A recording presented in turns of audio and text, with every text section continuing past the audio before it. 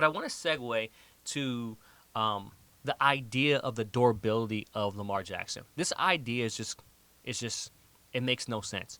If you look at Lamar Jackson and when he got injured and how he got injured on normal plays. It wasn't because of him running out the pocket and doing something crazy. Both the first time he was eluding a sack, he got injured inside the pocket. The second time, it was a late hit.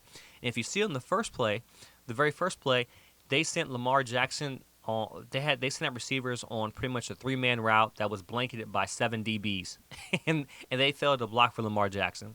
And Lamar Jackson was proceeding to run out the pocket, which is a normal football play. It wasn't him doing anything crazy like trying to cut. It was just the way the player landed on him. And if that was Tom Brady or Josh Allen, it would definitely be a pat roughing the passer.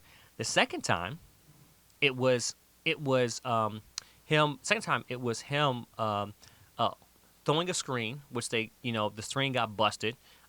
Fortunately, he completed the pass and actually got called back for illegal man downfield. But he completed the pass, and then it was a late hit.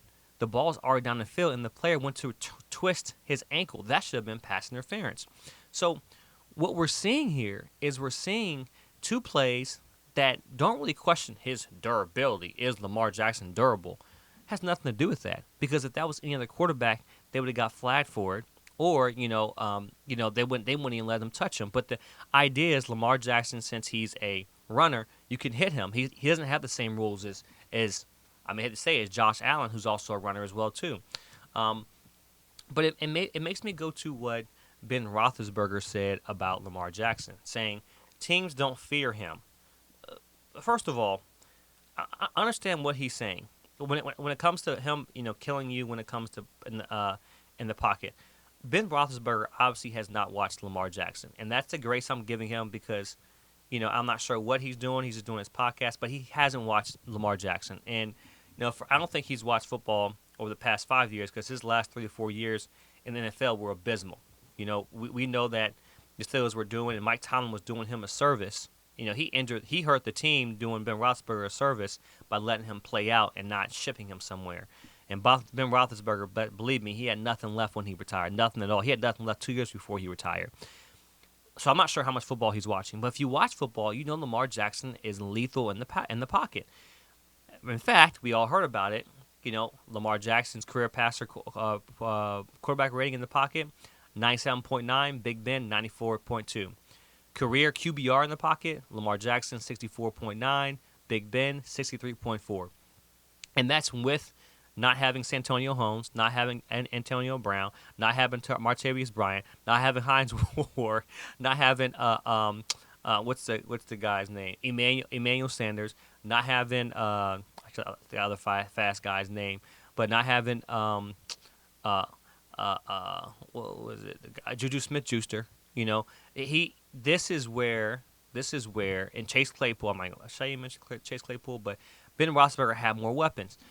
So we can't even look at this statement to be even credible, right? We just scratched off and give Big Ben a pass, but understand that Lamar has been in an offense that forces him to play.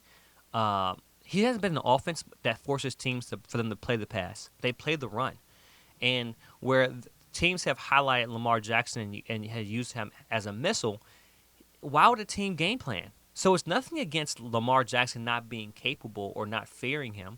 It's the way the offense was designed. So the statement shouldn't even been said. What Big Ben said was Lamar Jackson played in an offense where you're not afraid of him picking you apart because the emphasis is on running the ball.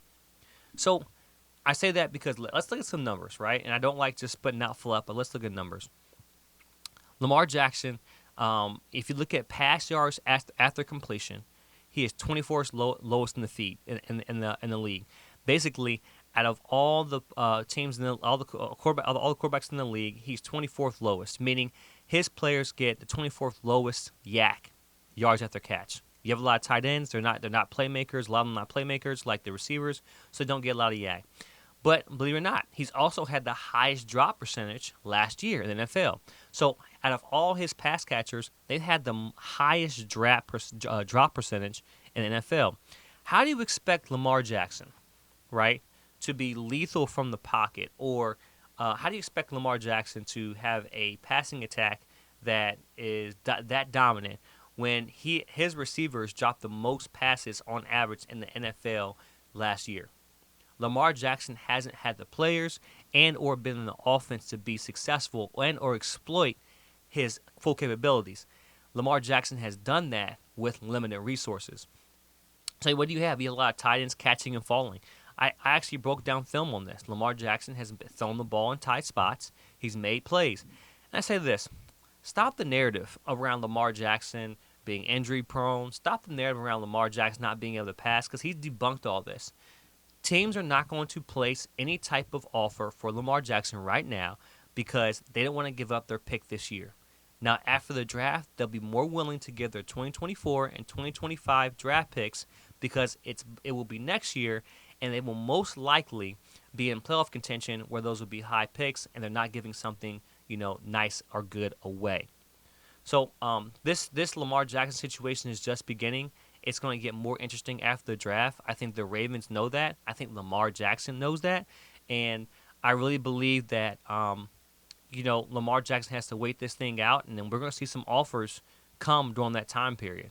I expect to see offers for Lamar Jackson after the draft.